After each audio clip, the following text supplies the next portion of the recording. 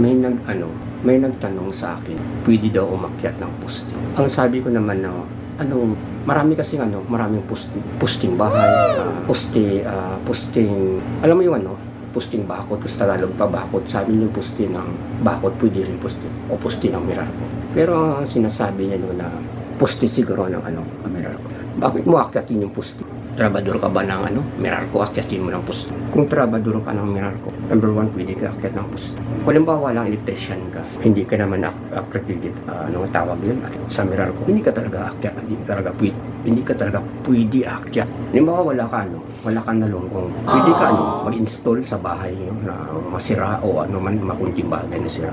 Tulad ko na hindi ako electrician, bagas may kunti lang ako kalaman. Pwede mo siya, pwede mo ayusin yung wiring ng bahay nyo. Pero about sa poste, wag kang akyat sa poste. Baka makakurinti ka pa.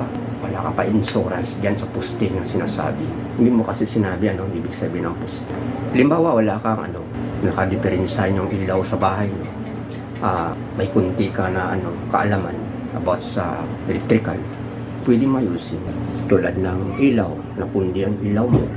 Kahit hindi ka marunong, wala ka man permit na wala kang permit, pwede ka mag-ayos sa bahay mo.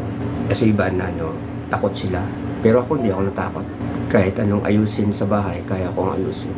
Bakit ka matatakot? Importante lang, alam mo. Yun lang ang masasabi ko ba. Tsaka salamat salamat sa pag-comment mo sa akin. Bye-bye.